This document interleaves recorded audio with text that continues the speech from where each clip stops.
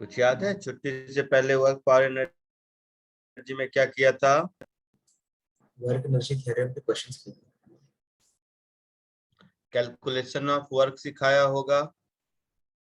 उसके बाद फिर वर्क एनर्जी थ्योरम बताया था, है ना?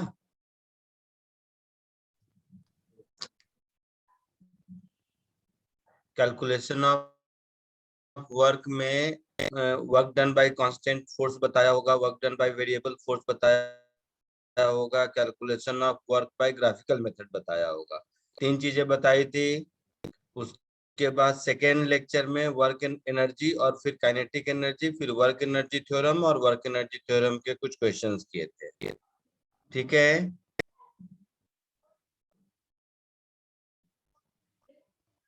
बोलो। कुछ रिकलेक्ट हो रहा है?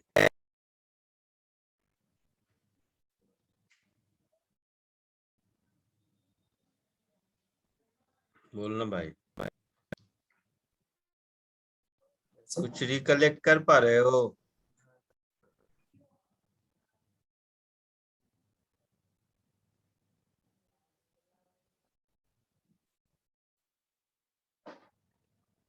बोल रहे हो? आवाज सुनाई दे रही है? आ रही है आवाज? यस सर, आ रही है आवाज। हाँ, मैंने कहा कुछ रिकलेक्ट किया, वर्क एनर्जी थ्योरम कराया था। Yes sir. कुछ होमवर्क दिया था? नहीं।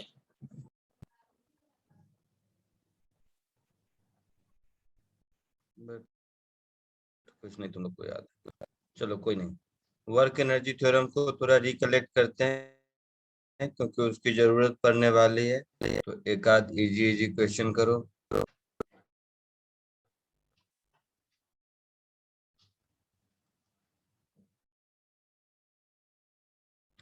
दिख रहा है?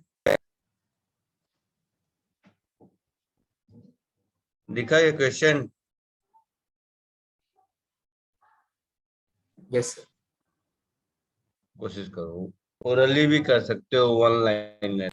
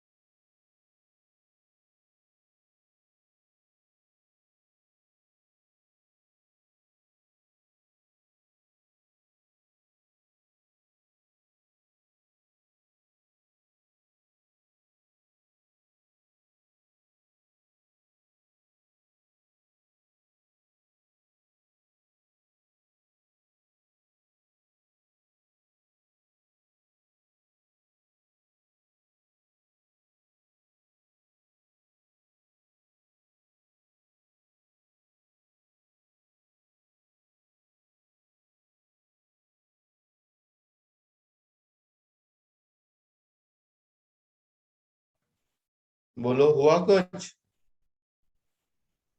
Sir 2 μg plus v square. V तो ढूंढना है। नहीं, क्या ढूंढना है? Distance travelled s. Distance travel. देखते हैं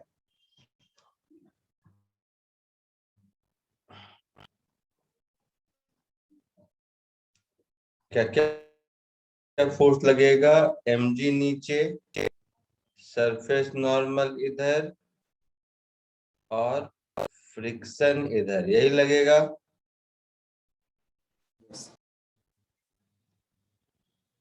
मोशन हो रहा है तो फ्रिक्शन कितना होगा? म्यू mg, है ना? तो वर्क एनर्जी थ्योरम से work done by all forces is equal to change in kinetic energy.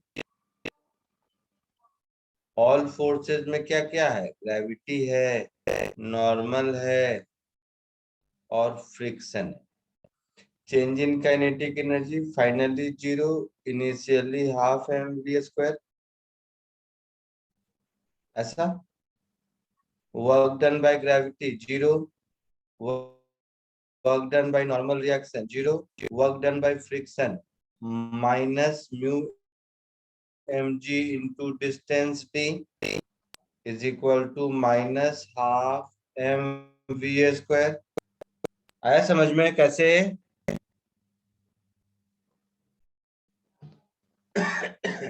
बोलो। डी डिस्टेंस आगे चल के रुक गया तो फ्रिक्शन फोर्स का वर्क डन यही होगा ना? Yes sir. बोलना भाई। डिस्प्लेसमेंट वेक्टर इधर है और फ्रिक्शन फोर्स इधर है, तो डिस्प्लेसमेंट वेक्टर और फ्रिक्शन फोर्स के बीच का एंगल 180 डिग्री।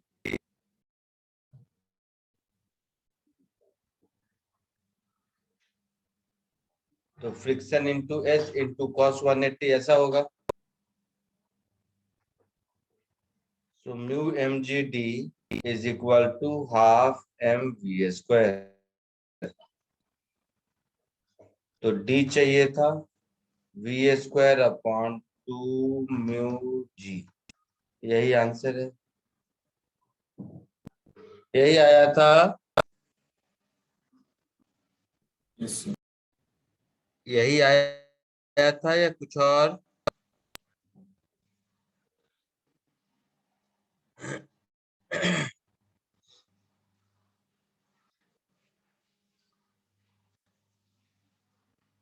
यस।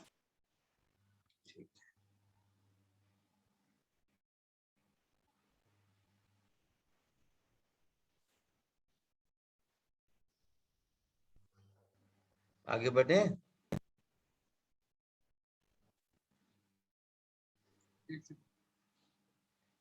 आगे बढ़े, लिख लिया सबने? देखो पिछली बार कौन सा क्वेश्चन, एक ये अच्छा यही कराया था। हो गया।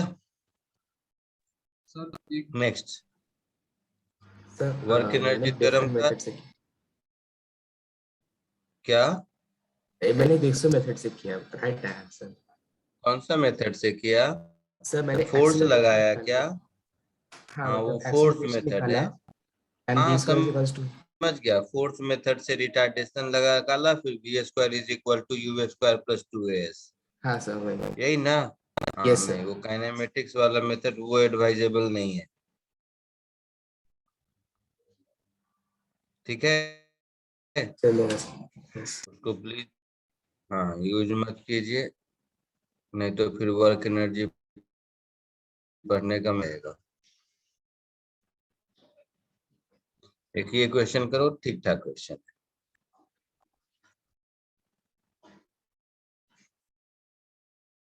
दिख रहा है।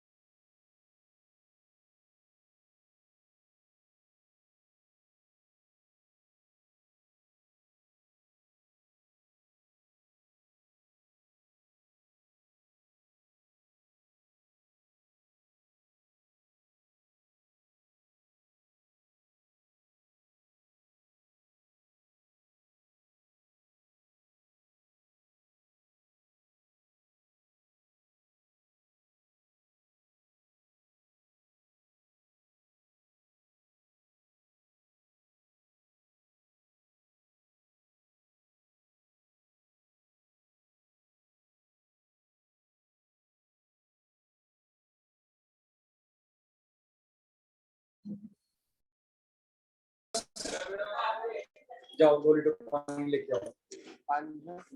क्लास अटेंड कर रहा है ना? नहीं मैं देख रहा हूँ, मैंने रिकॉर्डिंग में कर लूंगा। नहीं मैंने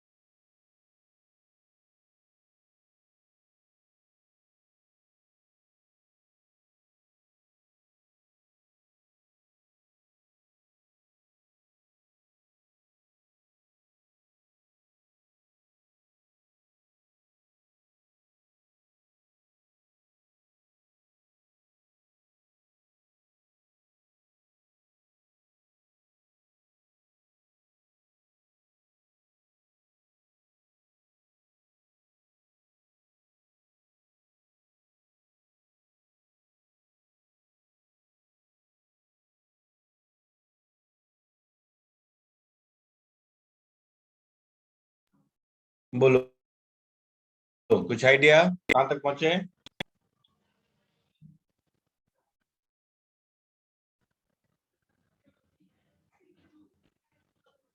बोलोगे नहीं सर, कोई नहीं। या चुपचाप बैठे हुए हो तुम लोग? कुछ सोचा होगा, कुछ आंसर आया होगा, कुछ तो किया होगा। हाँ, मतलब वर्क एनर्जी थ्योरम लगा है तो उससे v का वैल्यू निकालना है पहले, मतलब समझा नहीं कैसे अप्रोच करें। क्या समझा नहीं? अप्रोच कर रहे हैं। मान लिया नहीं समझा तो इतनी देर से मेरे पूछने का वेट कर रहे हो कि जब मैं आंसर पूछूं तो बताओगे समझा नहीं? बोलो क्या एटीट्यूड है पढ़ने का, मुझे समझ ही नहीं आता। मैं तो एक तो नहीं समझने सा कुछ नहीं है, नंबर 1। नंबर 2, मैं मान भी लिया नहीं समझा तो वो वेट कर रहे हो कि मैं पूछूं क्या हुआ तो बोलोगे नहीं समझे।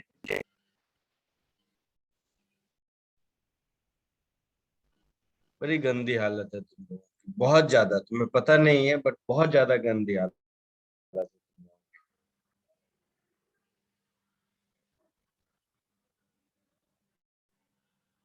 बस देखते रहो, देख के तुम लोग कॉपी करो। और ये देख के कॉपी करना को पढ़ना तो नहीं कहते हैं, ये पक्का है।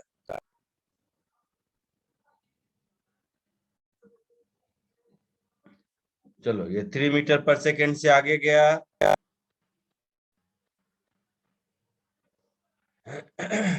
इसका मास दिया हुआ है m is equal to 0.5 kg।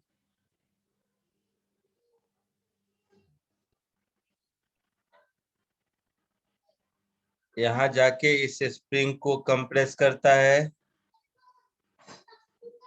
और कंप्रेस करके यहाँ पर मान लो कि रुक जाता है जाके कहीं।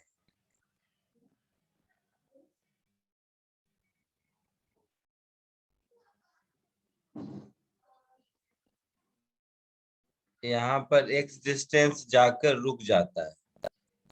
यही x मुझे ढूंढना है। बोलो ना हाँ या ना, इतना तो समझा यस होगा सर। इंग्लिश।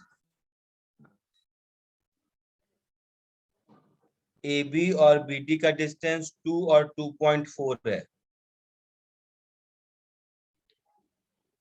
ये डिस्टेंस है 2 मीटर और B टू D ये डिस्टेंस है 2.14 मीटर।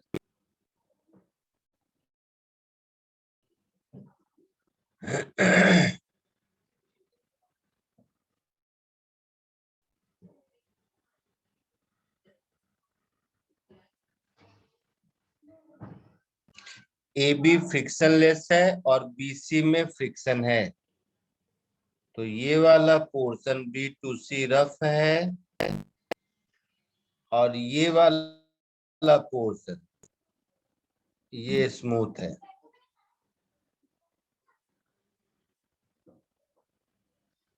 और स्प्रिंग कांस्टेंट K की वैल्यू दे रखी है 2 न्यूटन पर मीटर। तो कहां पर जाकर रुक जाएगा, यही कहानी है। So applying work energy theorem,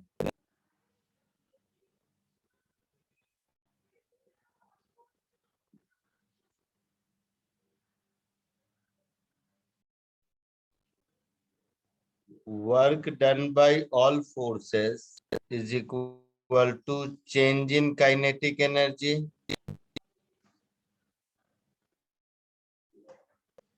All forces में क्या क्या आ जाएगा? Work done by normal reaction, work done by gravity, work done by friction, work done bye spring, इतना ही कुछ आएगा। Yes sir. फाइनली रुक गया तो 0 और initial kinetic energy half mu²। Work done by normal reaction 0, work done by gravity 0, work done by friction minus mu mg x, work done bye spring क्या होगा, half K X square. Minus half K X square. Work done bye spring बताया था पिछली class में, minus half K X square. ठीक है, yes sir. तो यहां से दिख रहा है mu M G X plus half K X square is equal to half M U square. और ये जो म्यू होगा वो म्यू काइनेटिक होगा। इसमें एक्स को छोड़कर सब कुछ पता है, यस सर। तो एक्स मिलेगा। नहीं, ये गलत हो गया, दूसरा एक शिट, यहाँ म्यू एम जी एक्स नहीं होगा, ये एक मिनट, गलत में थोड़ा सा तुम लोग हाँ हाँ खाली करता है, कोई तो मतलब नहीं। ये फ्रिक्शन में केवल x नहीं चला, x प्लस 2.14 चला है ना। सो म्यू के mg में यहाँ पर आ जाएगा x प्लस 2.14। समझ रहे हो इस बात को कि नहीं?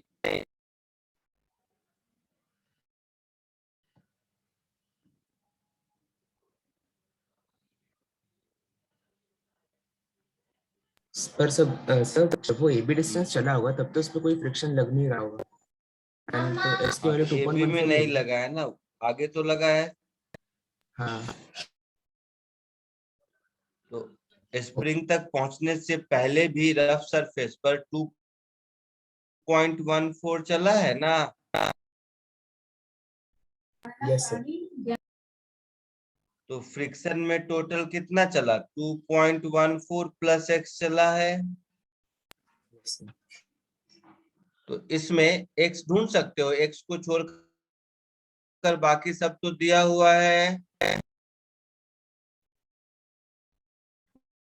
बोलो, एक्स को छोड़कर सब कुछ नोन है। तो जल्दी से कॉपी करो और एक्स की वैल्यू बताओ मुझे।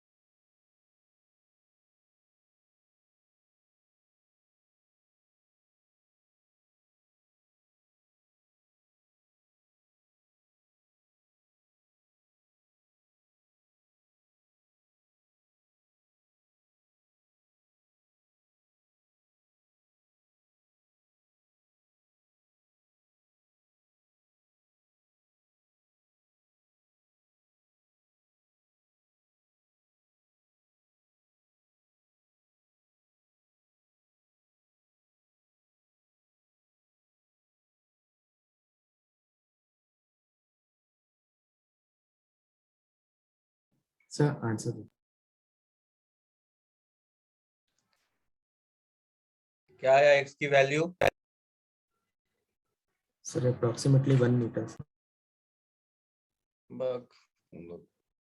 बहुत मुश्किल है, कैलकुलेशन भी नहीं कर पा रहे हो नहीं।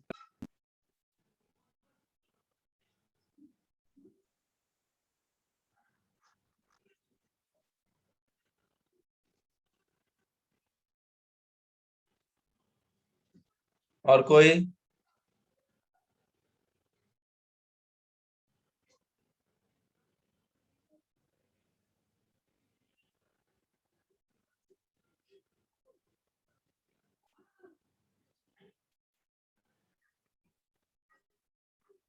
और कोई बोलो।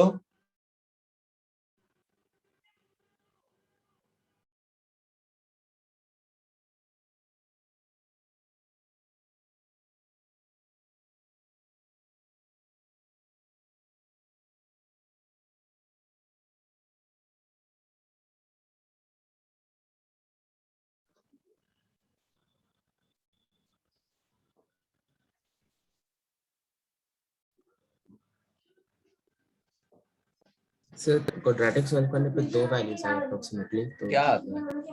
1 और 2। कितना आया? 1 और 2। चलो मैं ही कर देता हूँ।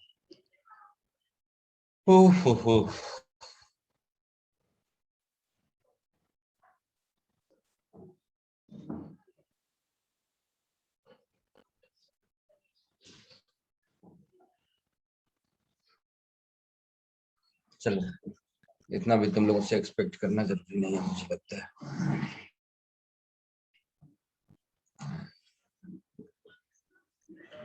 काइनेटिक फ्रिक्शन म्यू कितना है? 0.2 है। 2। मास 0.5 है। जी 10 है। एक्स मालूम नहीं। प्लस 2.14 प्लस हाफ के शायद 2 है, is equal to half m 0.5 है, और u की वैल्यू शायद 3 है। u 3 था ना? m 0.5 k2 u3, ये टू कैंसिल हुआ। 0.5 इंटू 10,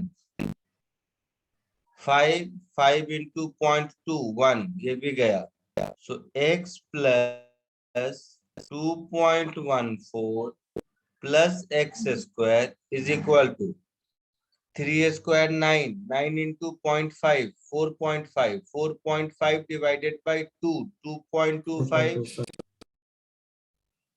सो x square plus x minus 2.414, 2.25 में से 2.14 हटाओगे तो कितना होगा? 11 0 0.11। This is equal to 0। ये क्वाड्रेटिक बना। यस। क्या क्या आया x की वैल्यू? 0.1 आया।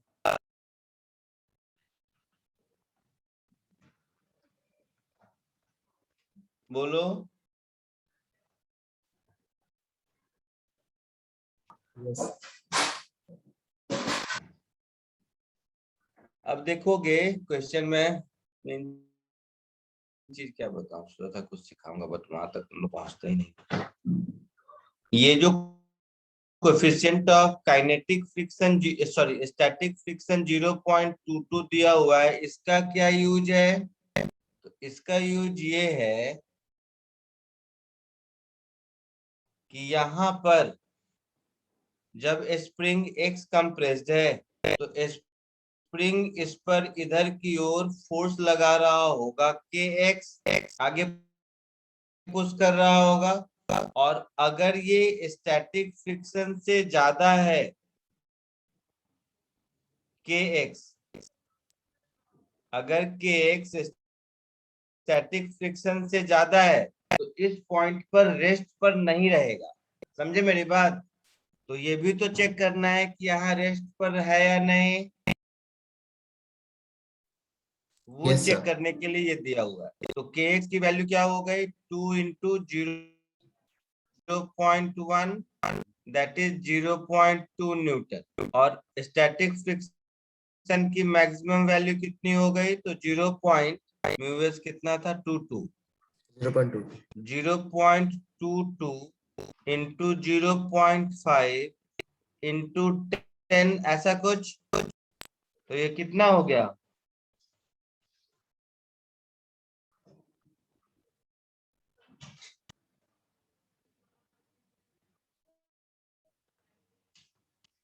बोलो। 1.1। 1.1 हो गया। तो ये हो गया 1.1 न्यूटन। मतलब ब्लॉक यहाँ पर रेस्ट पर रहेगा, रहेगा। Yes sir. So block will not move further। ठीक है। तो टोटल डिस्टेंस कितना चला, यही पूछा है। कितना होगा? 2 plus 2.14 plus 0.1, that is 4.24 metre. Answer clear है?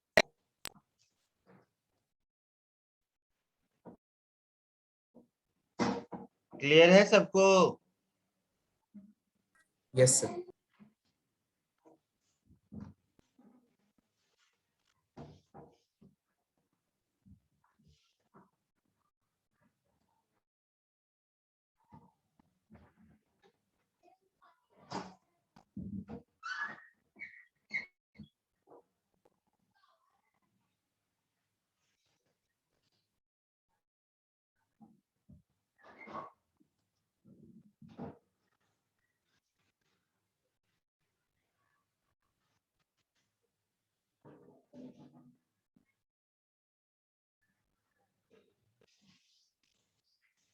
आगे बढ़े?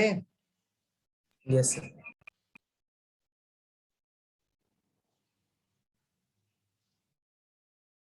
आगे बढ़े? Yes sir.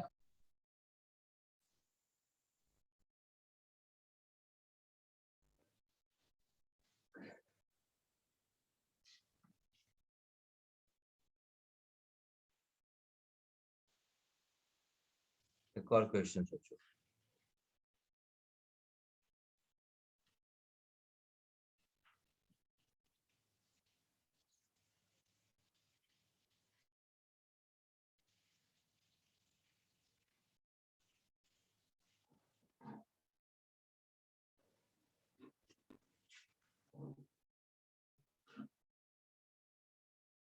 दिख रहा है?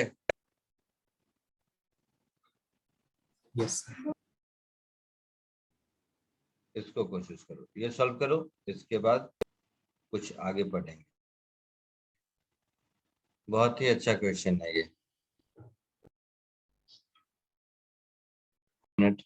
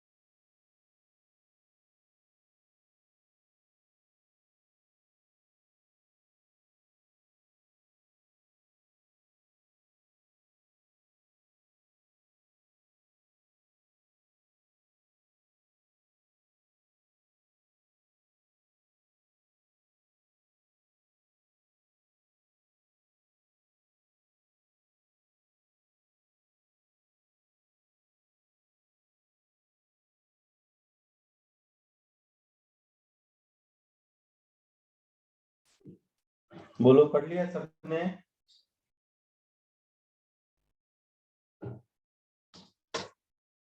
बोलो।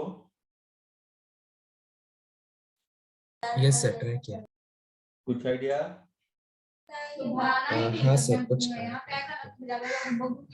सही नहीं लगा।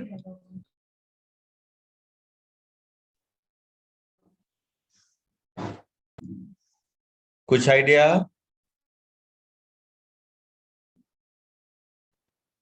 सर मतलब distance travel would be greater than root of x square plus l square displacement. हाँ, उससे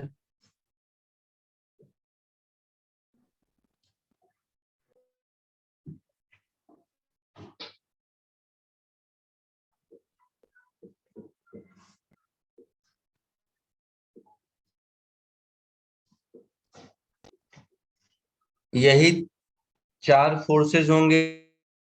Yes sir. एक एफ, एक फ्रिक्शन, एक नॉर्मल रिएक्शन और एक ग्रेविटी। यही होगा, है ना? Yes sir. बोलो। So work done by all forces is change in kinetic energy. लिखा है slowly halt up। इसका मतलब क्या है कि इनिशियल और फाइनल दोनों वेलोसिटी 0 है। ऑल फोर्सेस में क्या क्या आएगा? नॉर्मल आएगा, ग्रेविटी आएगा, फोर्स एफ आएगा, फोर्स फ्रिक्शन आएगा। इस सब का सम 0 होना चाहिए। Yes sir. होना चाहिए। इसमें से नॉर्मल रिएक्शन जो है ये हमेशा परपेंडिकुलर है डिस्प्लेसमेंट के। डिस्प्लेसमेंट तो हमेशा टेंजेंशियल डायरेक्शन में होगा ना, है ना?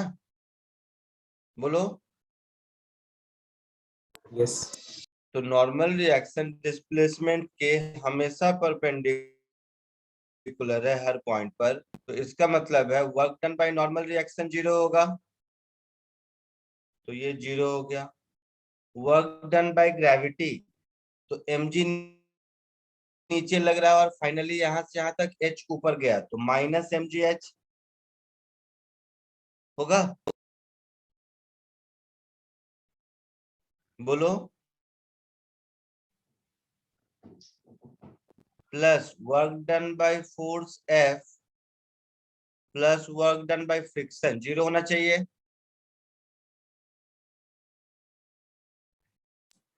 है ना? क्या ढूंढना है हम लोगों को? Work performed by work done bye the force. Force, तो वर्क डन बाय फोर्स चाहिए। तो ये मेरा हो गया work done by friction minus work done by friction minus mgh। तो अगर work Plus done by friction mill plus गया तो mgh. हमारा काम, हाँ, minus work done by friction plus mgh, सही बोल रहे हो, है ना? तो वर्क डन बाय फ्रिक्शन मिल गया तो हमारा काम चलेगा। यही मतलब हुआ ना? Yes sir. बोलो।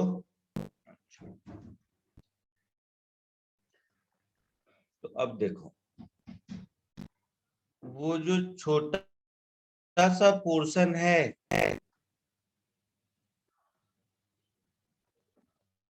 इस पूरे प्रोसेस में, एक्चुअल डिस्प्लेसमेंट तो यहां से यहां है ना,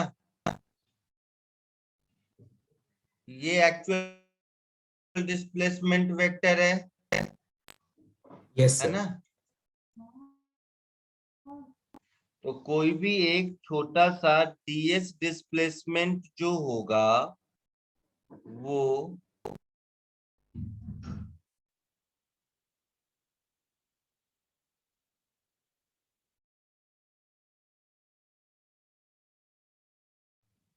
dl डिस्प्लेसमेंट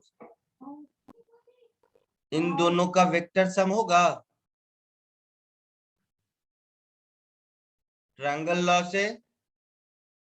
यस सर। बोलो। ट्रायंगल लॉ से ds vector is equal to dl vector plus dh vector, ऐसा लिख सकते हैं। Yes sir. बोलो। हाँ सर। अच्छा, तो मेरा जो वर्क डन बाय फ्रिक्शन होगा वो क्या होगा? Minus mu mg cos theta. Mu दिया हुआ है क्या? म्यू के टर्म में आंसर है। हाँ हाँ सर, न्यू के टर्म्स। म्यू दिया क्वेश्चन में, म्यू है, हाँ है। नहीं म्यू के सर। टर्म में बताते हैं। तो minus mu mg cos theta into ds का इंटीग्रल यही होगा। होगा।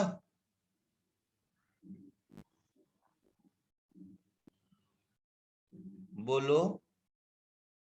सर किसी भी समय ds डिस्प्लेसमेंट अगर हुआ तो ds डिस्प्लेसमेंट हुआ इधर और फ्रिक्शन फोर्स टेंजेंशियली इधर लगा, तो work done by friction force क्या होगा? फ्रिक्शन फोर्स जो कि म्यू mg cos थीटा होगा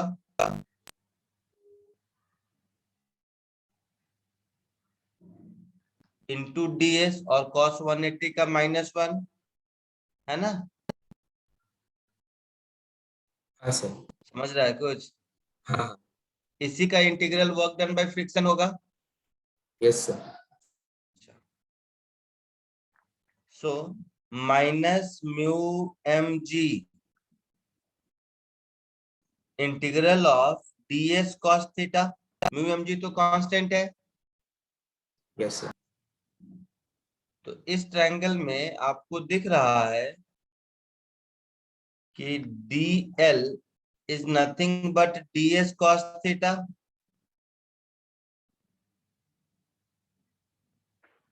दिख रहा है?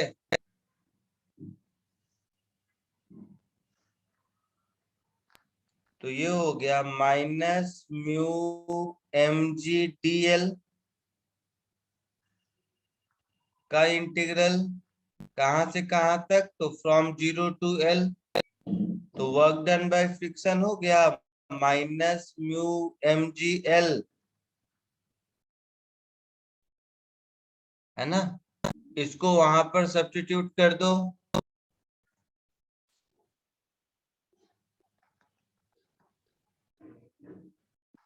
So work done by force F मिला था minus of work done by friction plus mgh। सो ये यहाँ सब्स्टिट्यूट कर दोगे तो म्यू mgl प्लस mgh। सो mg common h plus mu l, ये आंसर होगा। आया समझ में कुछ? सर डिस्प्लेसमेंट वाला चीज समझ में नहीं आया, मतलब फ्रिक्शन का displacement.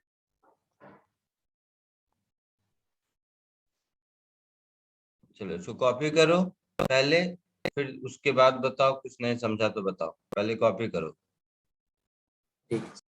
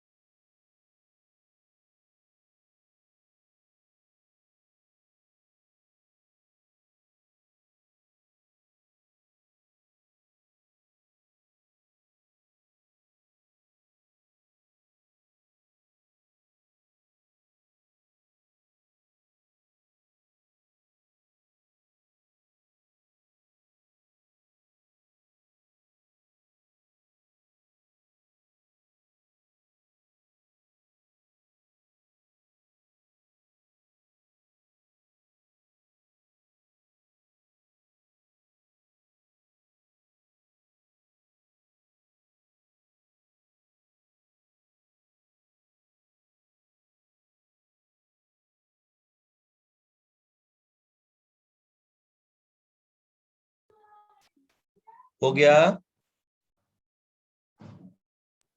Just a second sir. Yes sir.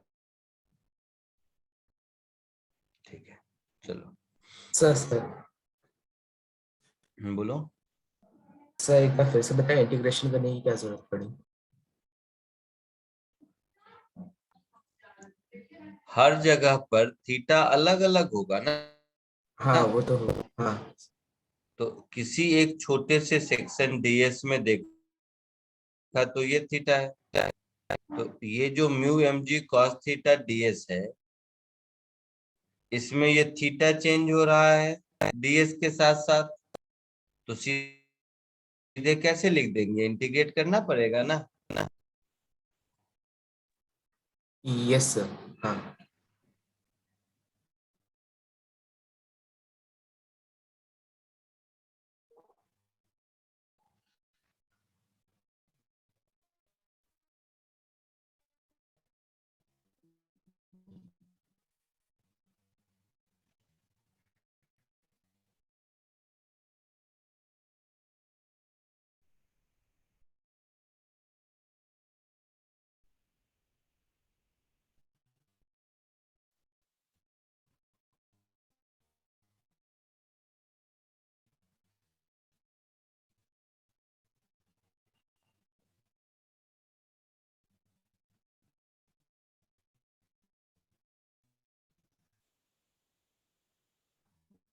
Energy classification. Sir आपकी आवाज कट रही है।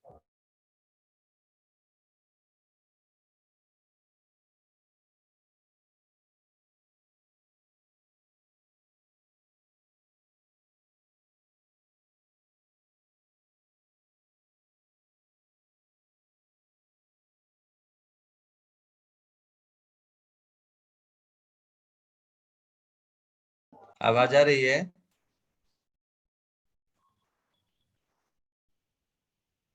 आवाज आ रही है? Yes sir. बीच में इंटरनेट मेरा चला गया था थोड़ी देर की। Energy classification of forces. Energy के पॉइंट ऑफ व्यू से फोर्स दो टाइप के होते हैं। एक को हम लोग कहते हैं कंजर्वेटिव फोर्स और दूसरे को हम लोग कहते हैं नॉन कंजर्वेटिव।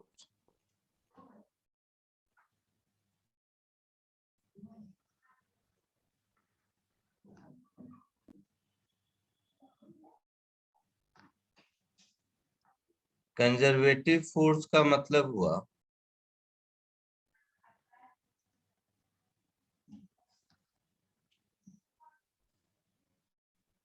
कि अगर हम वर्क डन निकालते हैं, so if work done by a force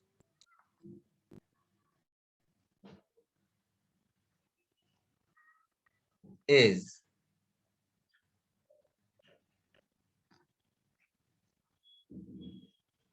independent of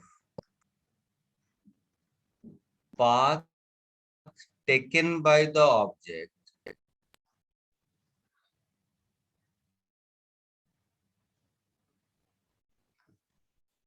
and hence depends on displacement only,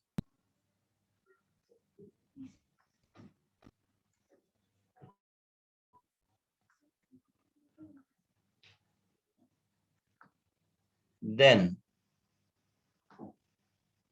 force is said to be conservative.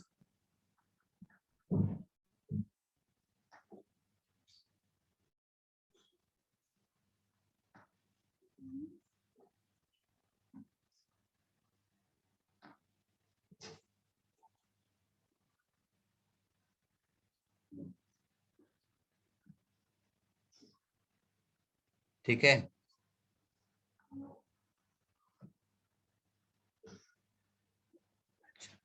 इसका इसका मतलब ये हुआ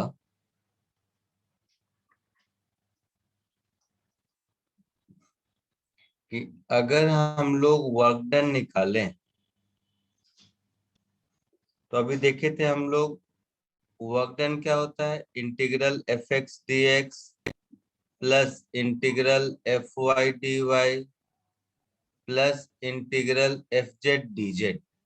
देखा था ना पिछली बार, from initial to final position, initial to final position, Y वहां पर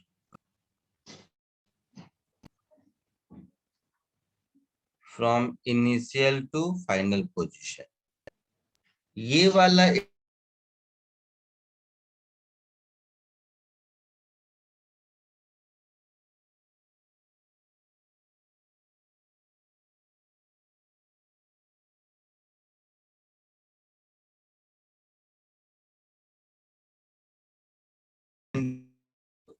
ये वाला अगर पाथ इंडिपेंडेंट आ गया ये इंटीग्रेशन, मतलब आपका फोर्स कंजर्वेटिव है। समझ आया? सर आपकी आवाज चली गई थी बीच में। मैंने कहा ये वाला इंटीग्रेशन अगर पाथ फोर्स कंजर्वेटिव है, ऐसे समझो।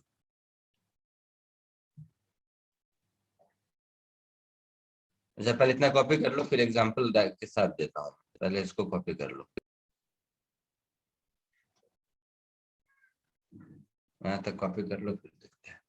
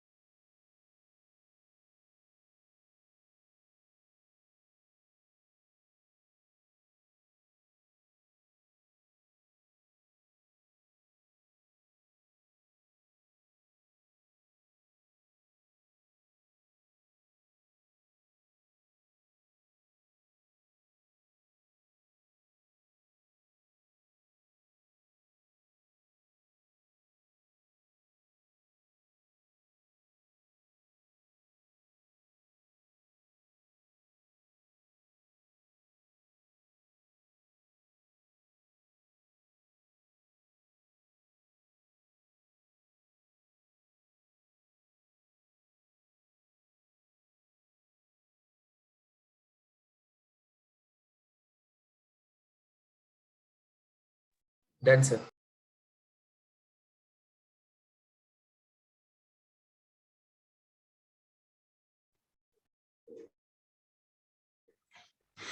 ठीक है। सो मैं ये कह रहा था कि for f to be conservative,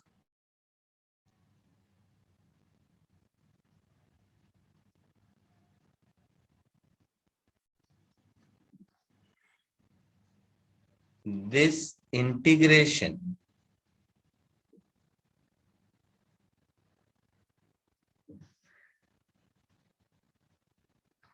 can be calculated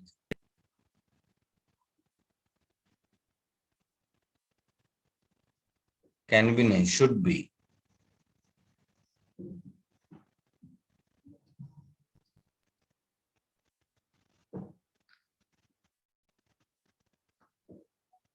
be calculated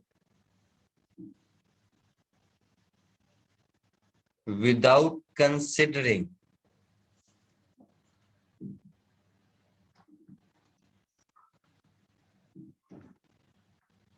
actual path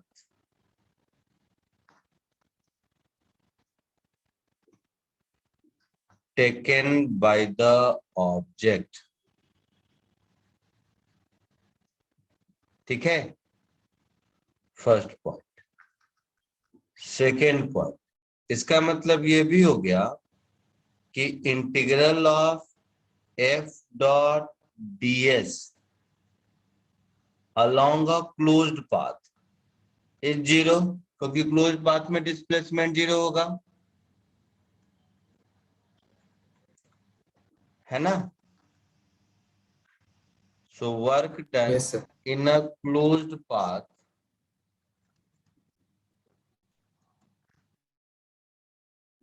should be 0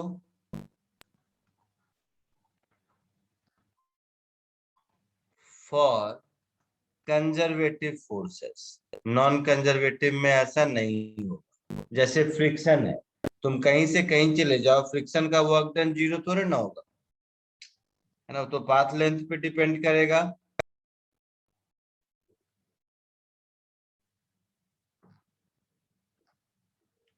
ये बात समझ आया हमको कुछ की नहीं।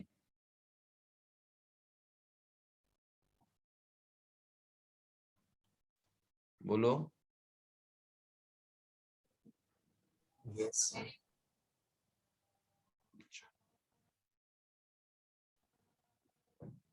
तो एक काम करो, पहले जितना लिखा मैंने इसी पे बेस एक आध क्वेश्चन का तो समझ आएगा मैं क्या कहना चाह रहा हूँ।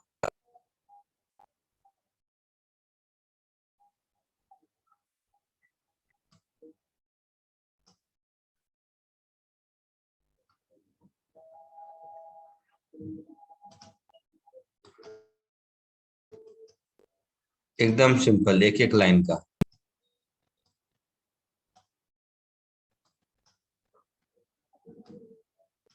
ये बताओ,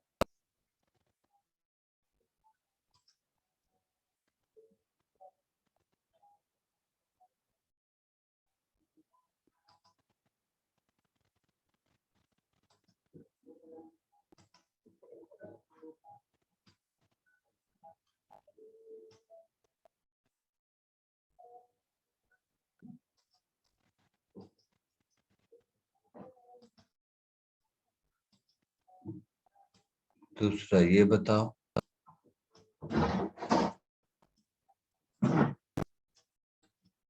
है ना।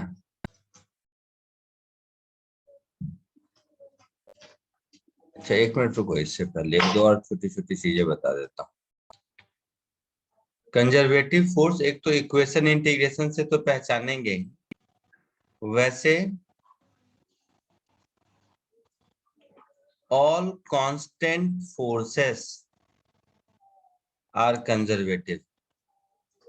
कांस्टेंट मतलब जिसका मैग्नीट्यूड डायरेक्शन दोनों फिक्स हो। All constant forces constant forces मतलब fixed magnitude and direction.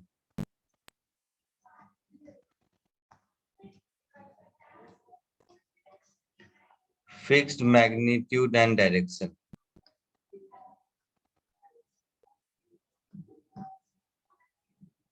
are always conservative.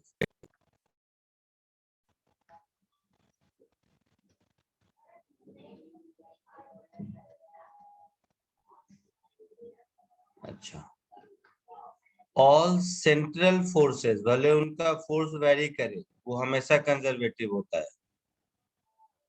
all central forces, central forces मतलब force is always directed toward a fixed point. Force is always directed towards a fixed point.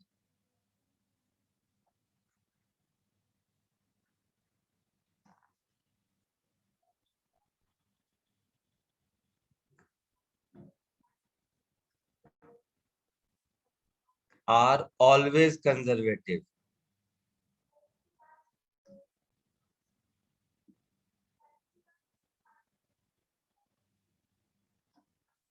तो central force का example में जैसे कि gravitational force हो गया, क्या है, वेट हमेशा टुवर्ड सेंटर ऑफ अर्थ लग रहा है ना। स्प्रिंग फोर्स हो गया, स्प्रिंग का फोर्स राइट जाओ या लेफ्ट जाओ हमेशा टुवर्ड्स न्यूट्रल पॉइंट जो इक्विलिब्रियम का है उधर ही लगेगा, है ना। इलेक्ट्रोस्टैटिक फोर्स हो गया,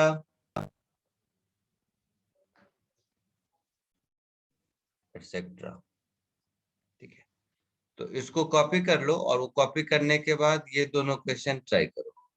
कहाँ 2 से लिखना है ना या 3 से लिखना है?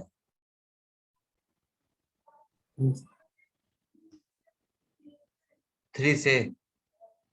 yes. तो इसको कॉपी कर लो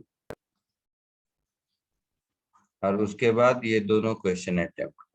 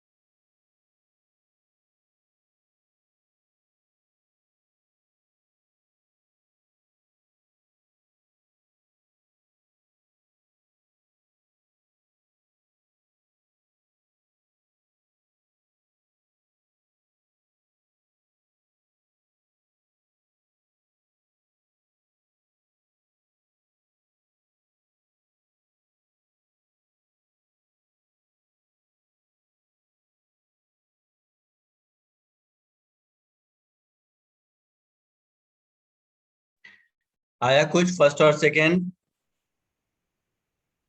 सर फर्स्ट वाले का 15 √2 आया।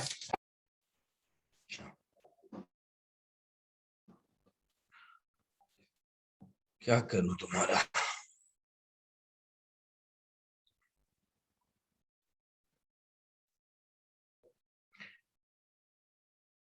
डिस्प्लेसमेंट वेक्टर क्या होगा? 3i cap 5 - 2 plus 3j cap, हाँ या ना? Yes sir. फोर्स वेक्टर क्या होगा? 4i cap plus 3j cap. तो वर्क डन क्या होगा? F.S that is 12 plus 9 that is 21 joule. कहाँ तुम्हें वो रूट वूट आ गया?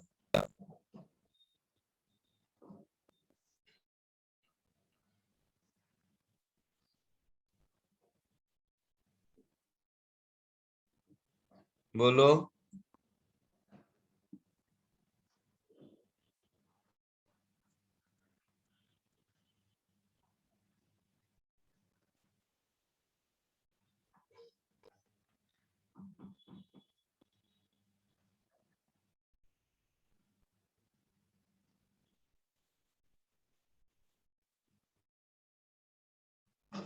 आया कुछ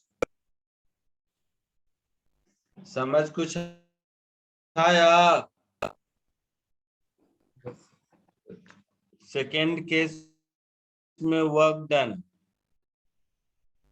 integral 3x² i cap plus 2yj cap dot dx i cap plus dyj cap. कहां से कहां तक इसको इंटीग्रेट कर देंगे तो हमारा काम चलेगा, है ना? Yes. So integral 3x² dx plus integral 2y dy। x कहां से कहां तक? 2 से 4 तक। और y कहां से कहां तक? 3 से 6 तक। सो 3x³ 3 lower limit 2 upper limit 4 2 y का integral y²/2 lower limit 3 upper limit 6। तो ये हो गया 4 का क्यूब माइनस 2 का क्यूब प्लस 6 का स्क्वायर माइनस 3 का square that is 64 minus 8 plus 36 minus 9। कितना होगा?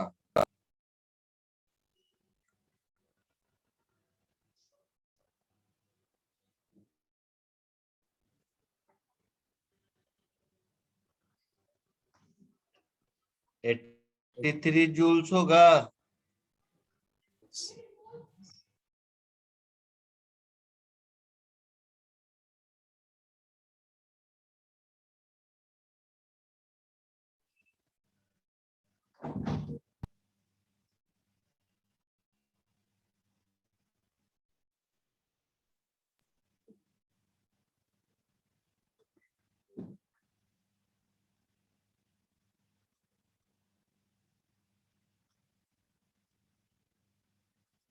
आगे बढ़े।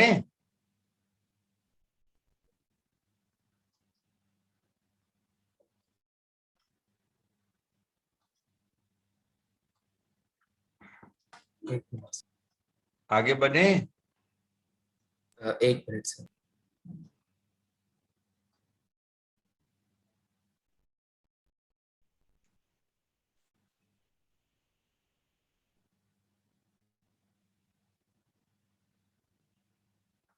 थर्ड इसको करो।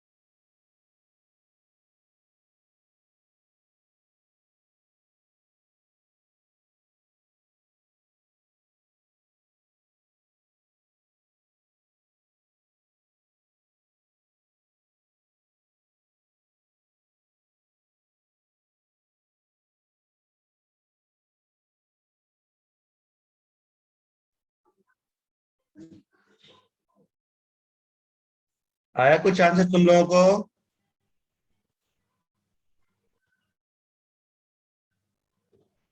बोलो।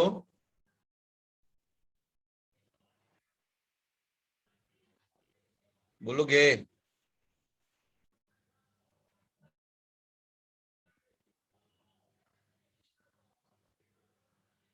इसमें वर्क डन निकालेंगे तो integral of f dot d s, ये हो जाएगा integral of y i cap plus x j cap dot d x i cap plus d y j cap. यहां तक कोई दिक्कत किसी को? नहीं सर। बोलो।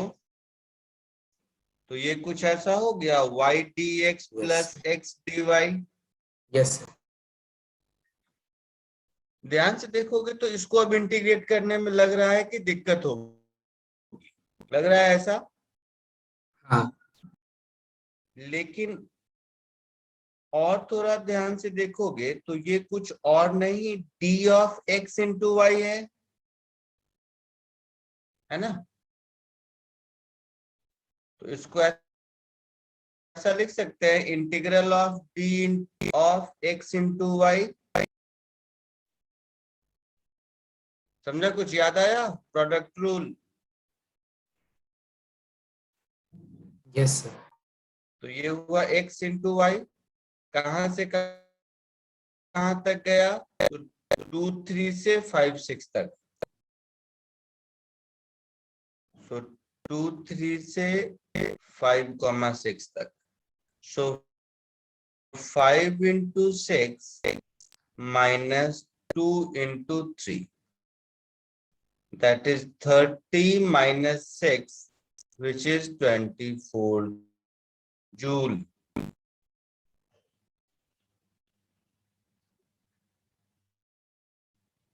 आया समझ में? तो देखो ये जो 3 क्वेश्चन मैंने कराए हैं ये तीनों एक एक एग्जाम्पल हो गए। जैसे पहला वाला एग्जाम्पल है उसमें फोर्स कांस्टेंट है इसीलिए कंजर्वेटिव है ना? ध्यान से सुनो सब। फर्स्ट एग्जाम्पल जो अभी मैंने दिया था उसमें फोर्स कांस्टेंट है, तो कांस्टेंट फोर्स हमेशा कंजर्वेटिव होता है, बताया था। जो दूसरा वाला एग्जाम्पल है उसका इंटीग्रेशन वो इंटीग्रेट हो गया क्योंकि एफ एक्स एक्स का फंक्शन है, एफ वाई वाई का फंक्शन है, एफ जेड जेड का फंक्शन है, तो वैसा फोर्स हमेशा कंजर्वेटिव होगा। और तीसरा वाला में एफ एक्स और f y explicitly x y का फंक्शन नहीं है, लेकिन इसका इंटीग्रेशन एग्जैक्ट डिफरेंशियल इक्वेशन है, ठीक है? तो ऐसा वाला फोर्स भी कंजर्वेटिव होता है। समझ आया?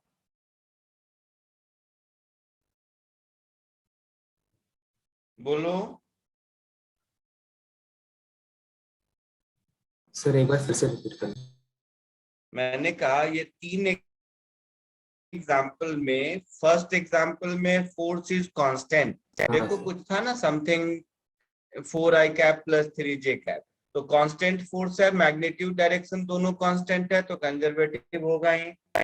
और करके भी देखे तो इनिशियल और फाइनल पोजीशन से ही कैलकुलेट हो गया वर्क डन। क्लियर है?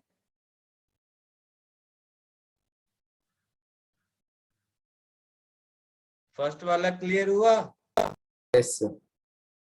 सेकेंड वाले में जब इंटीग्रेट किया तो देखा dx के साथ x का फंक्शन और dy के साथ y का फंक्शन सेपरेट हो गया, तो उसको इंटीग्रेट करने में भी केवल इनिशियल और फाइनल पोजीशन की जरूरत है, किस रास्ते से गया ये जानने की जरूरत नहीं है ना? तीसरा वाला भी देखा फोर्स तो वेरिएबल तीसरे नहीं था। वाले को इंटीग्रेट करने के, हाँ फोर्स वेरिएबल है, फोर्स वेरिएबल है, बट ये इंटीग्रेशन में एफ एक्स एक देख रहे हो dx के साथ 3x² है और dy के साथ 2y है, तो इसको तो इंटीग्रेट किया जा सकता है ना? हाँ अच्छा पाथ से, तो- हाँ ठीक है। हाँ हो गया।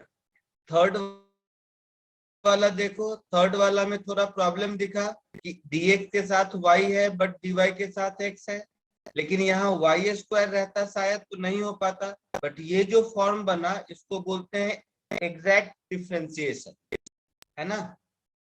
तो ये एग्जैक्ट डिफरेंशिएशन का फॉर्म बन गया, तो इसको भी डिफरेंशिएट करना आसान है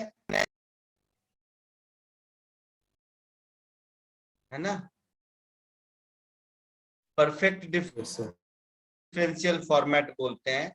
तो third example is perfect differential format, तो भी हो गया।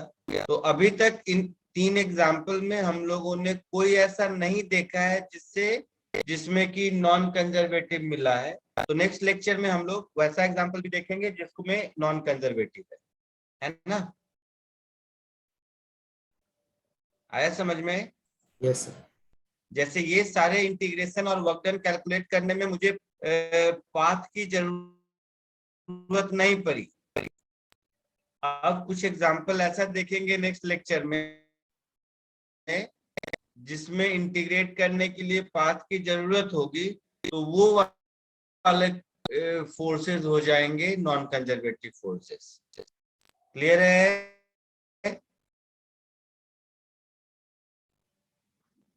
बोलो तो सही कुछ, हाँ ना कुछ तो बोलो। Yes sir. Yes sir. ठीक है, चलो तो बाकी नेक्स्ट लेक्चर में और आगे एग्जांपल देखेंगे जिसमें बहुत सारे फोर्सेस आपको मिलेंगे जो कंजर्वेटिव नहीं है, जिसको ऐसे वर्क डन निकालोगे तो निकलेगा ही नहीं। ठीक है सर अगले हफ्ते से ऑफलाइन होगा क्या? हाँ बोलो, कुछ पूछ रहे हो? देखते हैं, मैं तो अभी आउट ऑफ टाउन, मैं मुंबई आऊंगा फिर देखते हैं। आ जाऊंगा ठीक है मैसेज सर। देखो।